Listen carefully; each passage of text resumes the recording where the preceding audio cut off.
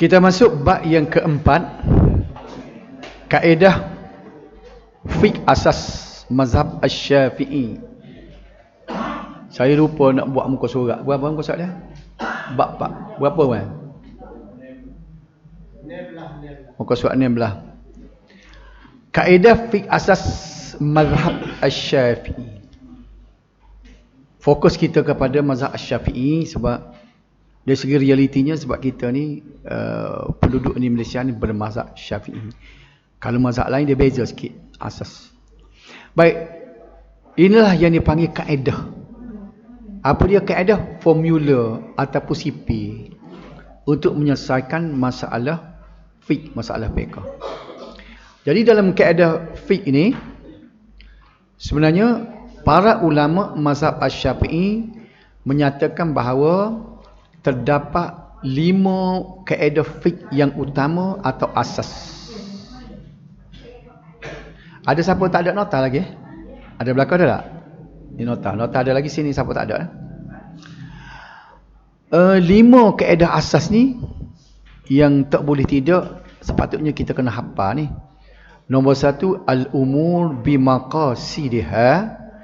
Setiap perkara dinilai berdasarkan niat. Yang kedua, al-masyaqqah tajlibut taisir, kesukaran membawa kepada kemudahan. Yang ketiga, al-yakin la yuzadu bisyakki, keyakinan tidak dihilangkan dengan keraguan. Yang keempat, ad-dararu yuzal, kemudaratan mesti dihilangkan. Dan kelima, al-adah muhakkamah, adat kebiasaan menjadi hukum. Baik. Kita pergi yang pertama dah.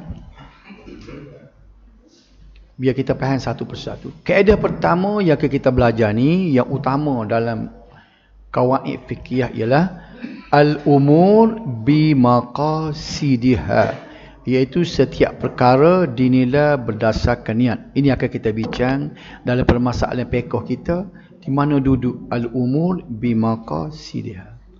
Jadi sebelum pada tu, cuba sebut belakang dah. Al-umur bimaqasidiha. Al-umur bimaqasidiha.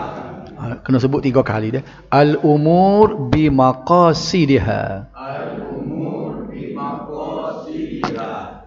Al-umur bimaqasidiha. Al-umur bimaqasidiha.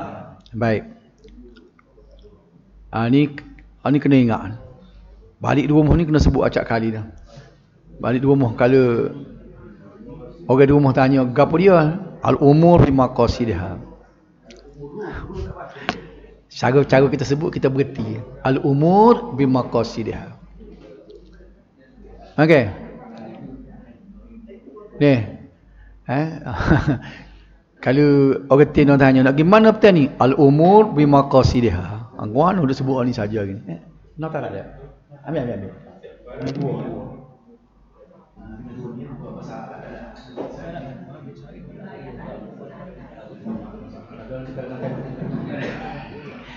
Baik. Gapo dia ni? Al-umur bimaqasidiha ni, ini formula pertama. Ni. Supalah kita belajar matematik atau fizik. Ada formula dia. A kuasa 2 sama dengan B kuasa 2 campur C kuasa 2 lah. Al-umur bimaqasidiha. Formula ni. Kita akan guna formula ni. Sebab tu saya kata kena hafal. Al-umur bimaqasidiha. Biar orang ingin sebut lidul. Al-umur bimaqasidiha. Al-umur bimaqasidiha. Sebut juga. Boleh jaga bahasa. Al-umur bimaqasidiha. Gapo dia ni? Ni baru kita nak faham ni. Setiap perkara urusan kita berdasarkan niat. Niat lain jadi lain, walaupun benda yang sama. Adalah contoh depan ni dah. Kaedah ini secara umumnya membawa maksud bahawa setiap perkara yang dilakukan oleh seseorang itu mengikut niat dan tujuannya. Saya seringkali lepas-lepas dah bagi contoh yang sama sebab dia popular contoh ni untuk mudah kita ingat. Gapo dia contoh dia nya? Orang yang berada di masjid menunggu nanti semua jemaah. Ataupun kalau orang perempuan menunggu waktu dia sampai awal. Setengah jam dia menunggu nak solat itu, seorang tu dia niat beriktikaf. Seorang lagi dia tak niat, duduk saja-saja. Jadi apa bezanya? Kerana niat. Niat yang menentukan seorang tu dapat pahala, seorang tu tak dapat pahala. Wajah perbuatan sama-sama duduk, sama lama. Nampak tak? Tetapi seorang tu melekat catat pahalanya kerana dia berniat. Dia naik atas masjid, dia niat iktikaf. Aku nak bukan duduk saja, nak niat iktikaf. Kalau setengah jam, bolehlah setengah jam. Hak seorang lagi duduk saja. Jadi, apa bezanya? Kerana niat. Itulah sebabnya, setiap urusan, setiap penilaian, setiap pahala bergantung kepada niat. Kalau niat, dapat pahala. Tak niat, tak dapat pahala. Itulah yang dinamakan al-umur bimaqasidiha. Boleh faham Jadi, saya sebut sekali lagi di sini, para ulama-ulama fiqh atau mufti yang dia boleh jawab semua persoalan fiqh bila kita tanya, kerana dia menguasai qawaid fiqhiyah ini. Dia banyak formula. Dia bukan hafal setiap perkara. Sebab berjuta masalah nak hafal gua. No, supaya kita ngaji matematik tu kan nak hafal. Dia ada formula. Jadi bila kita tanya mufti, Datuk, apa hukum ni? Dia perenung, dia cari nak masuk formula mana. Dia cari formula, maka dia jawab kepada kita berdasar pada formula. Jadi formula itu dipanggil qawaid fiqhiyah. Kaedah-kaedah fiqh. Faham Jadi kita cuba belajar. Walaupun kita tidak boleh guna kepakaran yang kita tak sapas itu, sekurang-kurangnya kita tahu apa yang dia guna. Apabila dia memberi jawapan. Contohnya kalau kita baca laman web Mufti Wilayah Persekutuan dulu lah. Dr. Zulkifli tu kan.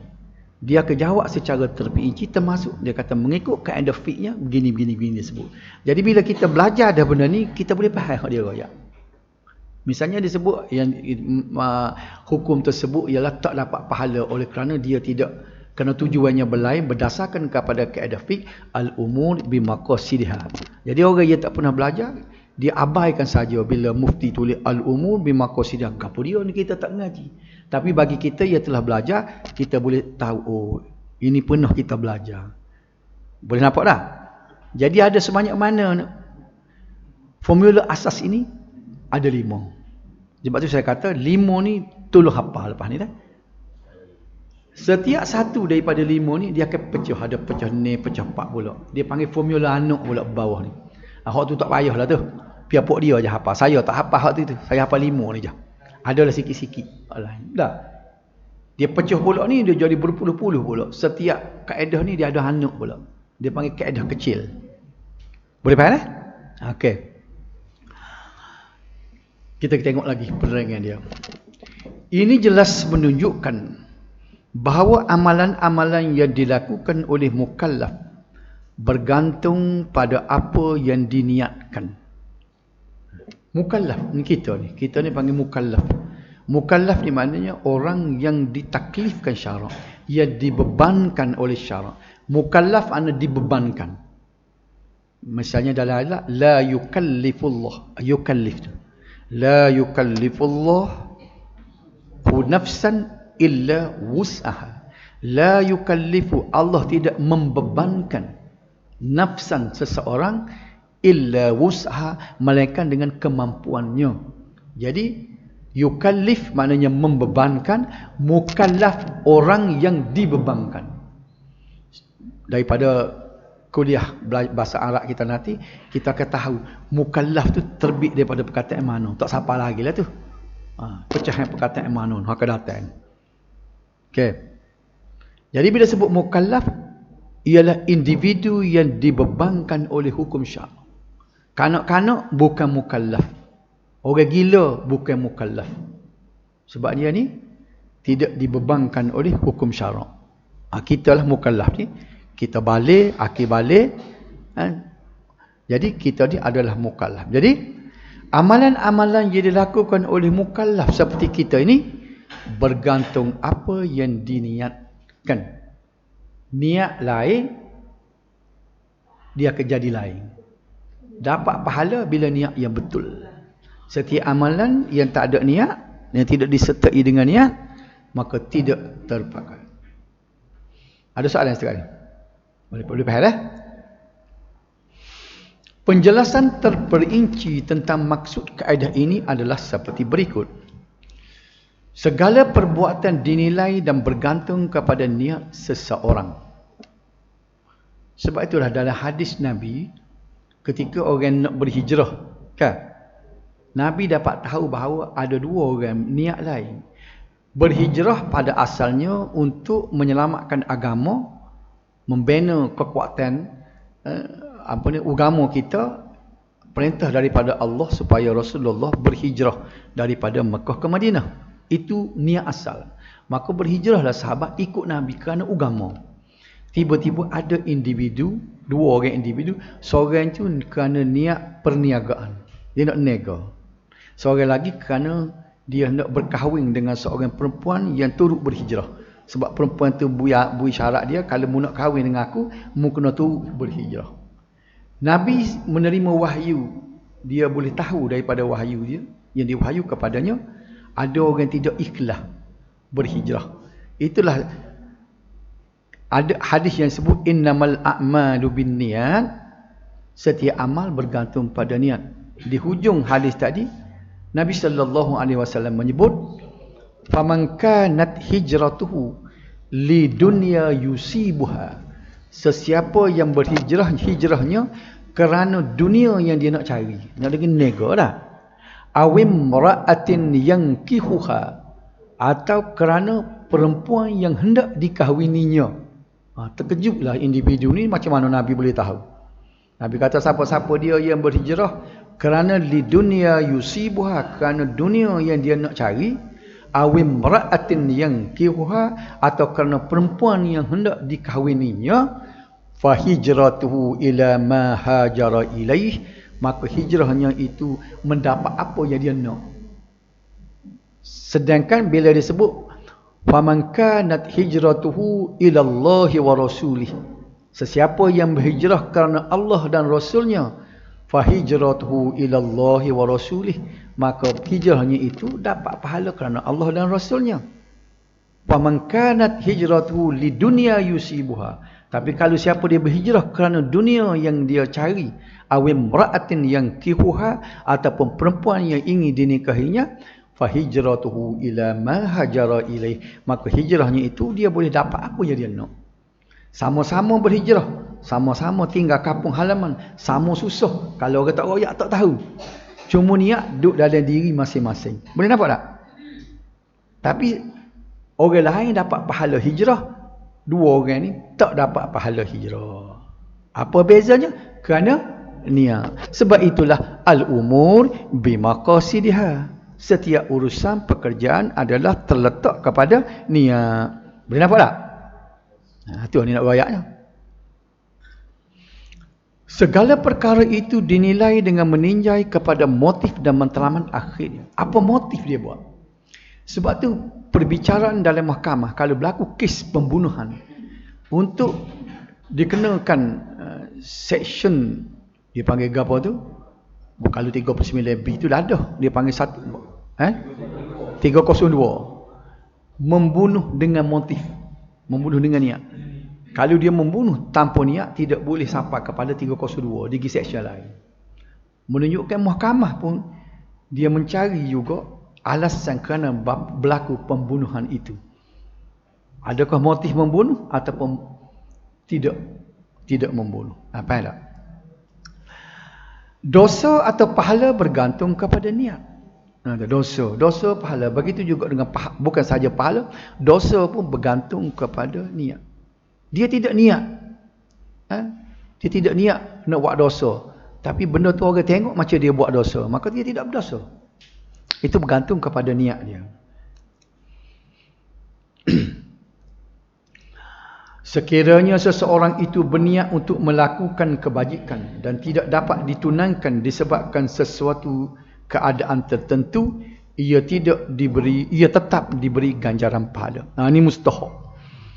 Kita niat dah nak pergi, tapi tak boleh pergi kerana terkandas. Macam orang nak pergi buat umrah. Dia niat molek-molek nak buat umrah, tapi terkandas. Kerana pasport, kerana visa. Misalnya tak, dia tentu dapat pahala. Walaupun tidak boleh pahala umrah. Tapi pahala dia nak buat umrah tentu dapat. Innallaha la yudhi'u ajral muhsinin. Allah tidak mensia-siakan pahala orang yang berniat baik, orang yang berbuat baik. Itu mustahak niat. Kita tak berjaya melaksanakan. Batuklah.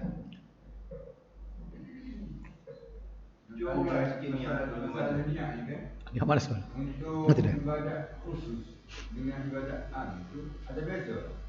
Okey. Nanti kita tengok dia ada kaedah dia belakang. Dia ada beberapa kaedah ibadat am dengan ibadat khusus. Secara kasar nak jawab secara kasar dah.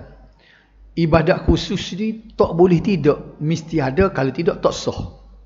Macam sembahyang kena ada niat, puasa kena ada niat. Faham tak tak? Waktu kita faham dah, haji ada niat. Adapun ibadat am, niat ni untuk menentukan pahala ataupun tidak. Sebab dia tidak wajib.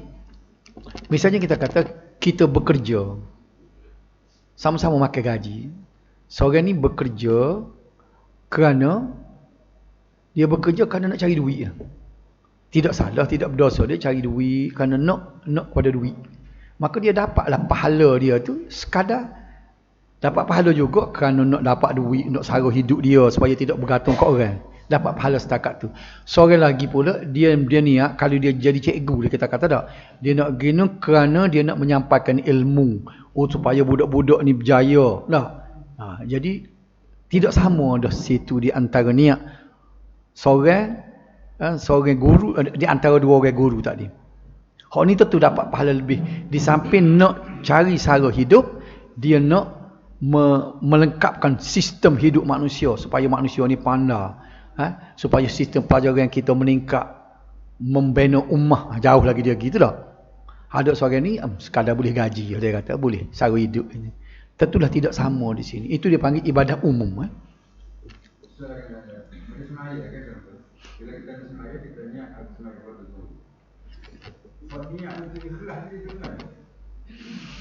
Niat dulu kelas tu, niat tu memang dalam hati dia lah. Dia semaya bukan kerana orang, kerana apa. Tengah sedang semaya, boleh start semaya, aku semaya pada Tuhan. Setakat semaya dua. Tu dia secara umum. Dia yang menggerakkan dia nak pergi semaya. Tu secara umum dia. Ikhlas tak ikhlas dia gitu kerana apa. Hak niat nak menentukan sah dia tu duduk di takbiratul ihram tu lain tu dah. Tu niat. Hak ni motif dia. Cuba beza tu motif dengan niat. Motif tujuan dia pergi sembahyang tu. Atau motif dengan niat. Dia motif ni dia lebih luas ni. Niat tu duduk dalam motif. Motif dia start daripada azam, cita-cita. Tak ada. Niat tak ada apa tu. Semua sepakat ulama an-niyah fil qalbi la bit talaffuz. Bukan lintasan hati. Sebab apa begini? Mulut menyebut niat tapi hati tak sebut, hati tak terlintas duk khoyal ke lain nak semaya ni. Mulut dia sebut usalli fardhu zuhri tapi hati dia duk teringat ke benda lain, teringat ke kerja lepas pada tu. Semaya tidak sah sebab dikira adalah niat. Itu dibincang oleh Imam Sayuti sendiri dah. Mazhab Syafi'i kita sendiri pun. Seorang lagi mulut tak sebut tapi hati dia ingat dia nak semaya masa takbiratul kan, semaya dia sah. Nampak beza dah. Maknanya kalau tidak berlapas pun sah. Ya seorang ni berlapas tapi tak ada lintasan hati, tidak sah. Itu beza dah. Tu soalan tadi cik nak tanya tu dah. Okey. Kita sambung lagi dah. Boleh dah. Baik. Al-umur bimaqasidiha ni bagi mana sumber dia? Ya ulama ni bukan hadis Nabi ni. Al-umur bimaqasidiha ni formula yang dicipta oleh ulama fiqh, ulama usul fiqh. Formula ni. Tanya Sayyidina Abu Bakar tak tahu al-umur bimaqasidiha. Inilah yang dimaksudkan oleh Imam Suyuti sebagai bid'ah hasanah. Bid'ah ni benda yang Nabi tak buat, tapi bid'ah hasanah ni. Sesuatu benda yang dibuat untuk memudahkan agama. Belajar nahwu, belajar tajwid, ilmu usul fiqh, ulumul hadis, ulumul Quran, ni semua adalah bid'ah hasanah mengikut Imam Suyuti dah. Baik, di mana dia sumber asal kaedah? Ulama ambil mana nak boleh formula tadi? Asal kaedah ini adalah daripada dalil Al-Quran dan As-Sunnah. Dalil Al-Quran surah Al-Bayyinah. Al-Bayyinah apa? Lam yakuni. Wa ma umiru illa liya'budullah mukhlisina lahuddin hunafa. Padahal mereka tidak diperintahkan melainkan supaya menyembah Allah dengan mengikhlaskan ibadat kepadanya, lagi tetap teguh ke atas tauhid. Jadi ayat ini memberi isyarat supaya bila kita beribadat kena ikhlas kerana Allah, bukan kerana lain. Mana niat ni mustahak. Niat ni adalah intipati kepada ibadat. Boleh situ tak? Kemudian ayat yang lain surah Ali Imran ayat 41-45, wa man yurid thawabad dunya nu'tihi minha wa man yurid thawabal akhirah nu'tihi minha. Dan dengan yang demikian, sesiapa yang menghendaki balasan dunia, maka kami berikan bahagiannya dari balasan dunia itu, dan sesiapa yang menghendaki balasan akhirat, kami berikan bahagiannya dari balasan akhirat itu. Jadi bergantung, perbuatan yang sama. Satu pihak dia mengharapkan balasan dunia, maka dia dapat dunia lah. Satu pihak lagi dia buat amalan yang sama tapi dia mengharapkan balasan akhirat, maka dia akan dapat balasan di akhirat. Okey. Saya ni. Dalil As-Sunnah pula, ini hadis yang popular. Hadis riwayat Al-Bukhari daripada Umar Al-Khattab radhiyallahu anhu, hadis yang saya baca tadi, innamal a'malu binniyat wa innama likulli imri'in ma nawa. Sesungguhnya setiap amalan itu diambil kira berdasarkan niat, dan sesungguhnya bagi setiap orang adalah apa yang dia niatkan. Ini Nabi sendiri sebut. Setiap amal tu bergantung berdasar kepada niat. Kalau niat lain, jawab dia dapat balasan lain. Dan bagi setiap orang itu, dia buat sesuatu pekerjaan adalah apa yang dia niat. Jadi di antara dalil itu, kemudian hadis yang kedua ialah riwayat Imam Ahmad daripada Abu Hurairah, innama yub'atsun nasu ala niyyatihim. Sesungguhnya manusia itu akan dibangkitkan berdasarkan niatnya. Di pada mahsyar esok, bila dibangkitkan di pada mahsyar, disitulah terselah segala perbuatan manusia yang mungkin kita tidak akan suka. Tengok orang ni jauhnya atas dunia dia dengan waraknya, dengan ilmu dia, tapi pada hari akhirat terbongkar dia niatlah yang rupanya nak cari pitih rupanya. Nampak tak? Sebab itulah kita buat amal ni kena ikhlas semua. Jangan duduk susuk, tak susuk dah terbuka esok. Malu saya saja malu. Mana? Tidak heran kalau orang kita hormat, seorang yang tokoh, yang hebat, kita tengok ikhlas, tengok dengan warak dia. Tapi hak sebenarnya akan terbongkar di hari akhirat nanti. Sebabnya manusia dibangkit berdasarkan kepada niat. Okay. Sekuk dan bidang kaedah. Terdapat beberapa bidang dan skup kaedah fiqh yang termasuk dalam kaedah ini. Ia boleh dikategorikan kepada 4 bahagian seperti di bawah. Yang pertama, semua hukum yang berkaitan dengan ibadat seperti puasa, solat, wuduk dan sebagainya. Solat tidak sah jika tidak disertakan dengan niat. Tengok ni mustahak dah. Tidak sah. Tidak sah. Lepas tu niat, macam Cik Romli tanya tadi, tak payah talafus, tak payah sebut dah. Sebut tu hanyalah pendapat daripada ulama-ulama mazhab Syafi'i untuk membantu. memautkan hati kita supaya fokus kepada apa yang kita nak sembahyang. Dia panggil pembantu. Tetapi ulama mazhab lain mengatakan ia tu sebagai satu benda yang makruh sebab dia boleh menyebabkan waswah. Tidak sepakat ni. Dan bukan Imam Syafi'i pun. Kalau tengok pada kitab Imam Syafi'i tidak sebut sunat berlafaz niat solat ke apa ataupun puasa. Tetapi ulama-ulama mazhab Syafi'i yang menyebut bahawa sunat berlafaz. Adapun ulama-ulama mazhab lain dan imam-imam mazhab lain, dia mengira makruh. Bukan main-main, ni makruh. Kita duduk tu usalli fardhu maghrib dikira makruh. Sebab apa? Boleh mengundang waswah, dia kata.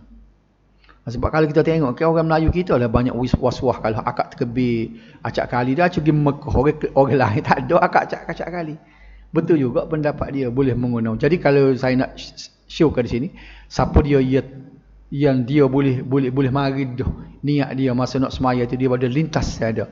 Dia boleh fokus dah. Tak sahaja dengan sebutlah, takut jadi waswah pula dah. Faham tak? Okey. Puak kita ni ramai sebut ke tak sebut? Sebut Weh sebut weh. Tak sebut. Sebut. Tak apalah, ulama mazhab kita kata boleh membantu. Kita pakai dia lah kalau nak pakai dia tu. Usalli. Cuma jangan sebut derah. Sebut derah tu tak boleh tu. Mengganggu orang. Hak tu haram tu dah. Kita mengganggu orang sebelah, dia jadi haram tu. Orang tu nak fokus. Kita duk usalli pertama. Kadang-kadang tu email pada setengah dia duduk dia. Bismillahirrahmanirrahim. Usalli. Dia sendiri derah tu email. Baca derah dia tu email seorang je boleh baca derah. Dia tak boleh tak? Sebahagian perbuatan yang mengganggu orang ni dikira haram. Kalau ni tak boleh fokus kerana kita. Derah kita baca. Semai seorang tak apa lah. Nak lawan derah pun tak apa. Tak ada masalah lah semai seorang tu lah.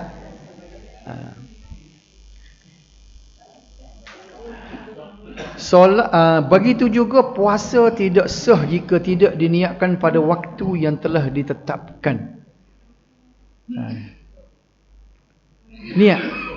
Niat puasa. Start daripada malam tu sampai ke belum subuh Dia kena ada satu lintasan hati kita nak puasa esok. Tak payah kita sebut, tapi kita telita. Apa kedianya ni? Apa dia kita niat kita nak ulang, kita telita.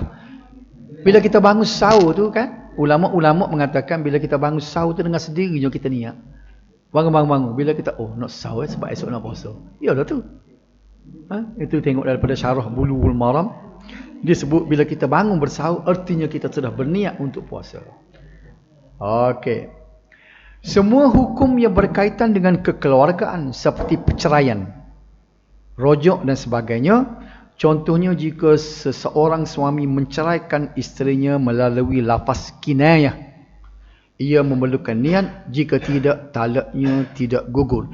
Perlukah saya hurai sikit kinayah dengan soreh? Tahu dah tak? Kalau tahu dah saksi buat rugi ke masa? Tak tahu.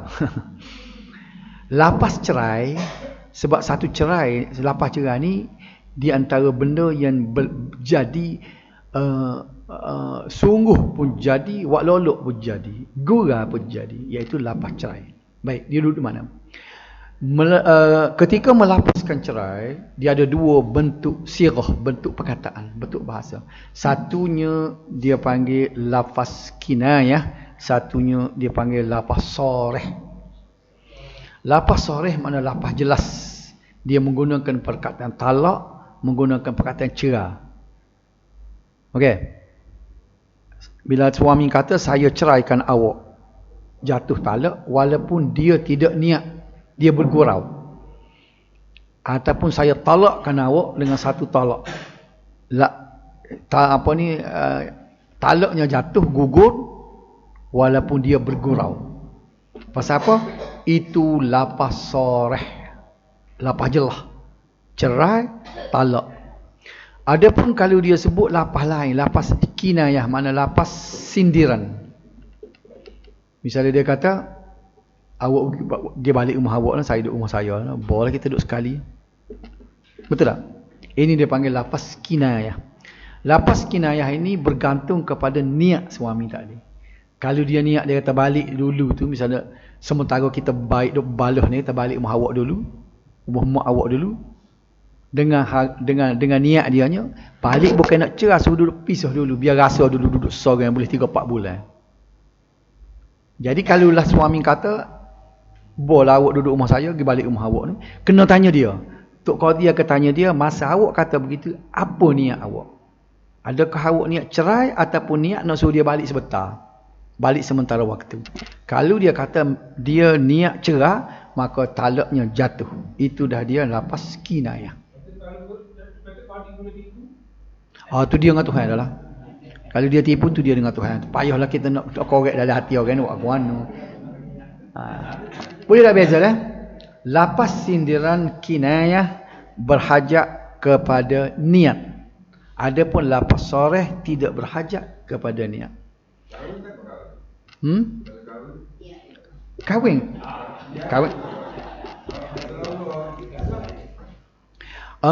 Di sini ulama bicaranya si laki-laki itu kena berniat. Gini, kata contohnya. Seorang laki-laki ada anak tino dia selera. Dia kata aku nikahkan mu ni dengan anak aku nama sekian-sekian. Dia tu pun jawab. Laki-laki tadi ayah pada anak tadi dia gurau. Tapi laki-laki tadi serius dia jawab. Gini lah, dia kata anak tino aku seorang ada, dia kata habis ngaji hari ni aku nikah dengan mu, dia kata. Dia pun saya terima akan nikahnya. Jadi bila dia jawab gitu, maka nikah tu sah. Walaupun laki-laki tadi bergurau. Sebab tu kalau ada anak tino itu lebih bergurau. Kenapa? Saksi ada lah, saksi je kita kata. Ada cukup-cukup. Tadi saya bincang tu benda minimal. Syarat dia tu kena ada lah. Ada saksi 2 orang je dengar. Okey. Apa tak? Jadi, apa dia tujuan kita bincang ni? Kita bincang ni makna niat. Betul tak? Besarnya peranan niat dalam agama kita. Sehingga cerah tadi pun dia boleh menentu jatuh ataupun tidak talak bila lapas kinayah. Semuanya bergantung kepada niat. Maknanya kesimpulan yang kita nak fokuskan, tajuk yang kita belajar al-umur bimaqasidihah ini, setiap urusan terletak kepada niat. Mana cik Ramli? Maknanya memang nikah dia perlu waktu lapas. Tu lapas. Semua persaksian semua kena lapas. Yang disebut tadi dalam ibadah niat nak semaya tadi tu tak lapasnya. Ni nak pada lapas. Ijab kabul ni perlu kepada sirah lapas. Okey, boleh. Jangan hilang fokus kita sebab kita bincang ni al-umur bimaqasidihah dah. Boleh? Bahasa payah ke? Tak payah dah. Setiap benda bergantung pada niat. Ni dia mari contoh-contoh ni. Boleh beza tak lapas kinayah dengan lapas soreh? Mesti kena tahu dulu, takut ada suami-suami yang gurau ni dah. Kalau dia kata dihambat balik, tanya dia apa tujuan. Tapi kalau dia sebut perkataan cerai, perkataan talak, ulama sepakat mengatakan bahawa itu lapas soreh. Lapas nyata. Okey. Yang ketiga, semua hukum, nak berhenti kat mana ni? Sikit lagi. Yang perabot ni dah, yang berkaitan dengan muamalat seperti jual beli, hutang piutang, sewa menyewa dan sebagainya, juga nak kepada lapas. Mungkin kita akan tengok perinci nanti. Contohnya semasa akad jual beli berlangsung, penjual dan pembeli mestilah disertai dengan niat. Jika tidak disertai niat, maka jual beli tersebut tidak sah, transaksi tidak sah. Dia niat dia nak jual ni, gula sekilo ni. Jual, memang tuluh hati ikhlas dia nak jual. Dan kita pula dengan jila hati nak beli. Mesti ada tu. Kalau tak ada, akad tu nak kita kecek ni niat dulu. Niat dulu. Akad ijab kabul tu semula pula dia niat. Maknanya masa tu mesti kita ada niat. Yang keempat, semua hukum yang berkaitan dengan jenayah seperti membunuh, zina, mencuri dan sebagainya. Contohnya jika seorang membunuh tanpa niat dan berlaku dalam keadaan yang tidak dapat dielakkan, maka dia tidak dikenakan hukuman qisas, sebaliknya dikenakan diat. Contohnya macam orang pergi buru, dia nak tembak kijang, kena orang getah. Maka dia tidak boleh dihukum qisas, tapi dia kena bayar diat.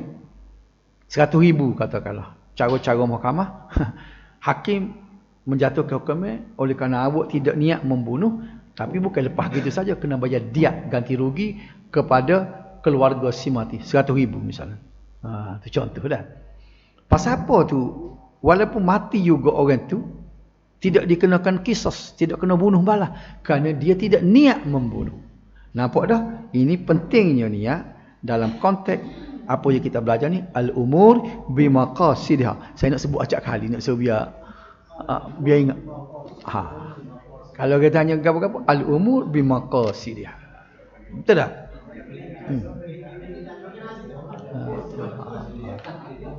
Okey. Okey. Ada? Okey. Kaedah ini bertujuan memelihara hak pihak-pihak yang terlibat dan merupakan salah satu cara menentukan hukum mengikut kesesuaian agar kemaslahatan umat Islam dapat diselesaikan dengan bijaksana dan bersesuaian dengan masalah yang berlaku. Apa-apa peringat lagi Cikgu Asyaf ya? Niat dalam kaedah ini memainkan peranan yang sangat penting dalam menentukan sama ada sesuatu hukum tersebut halal atau haram maupun sah ataupun batal. Boleh kita buat di sini kaedah-kaedah pecahan.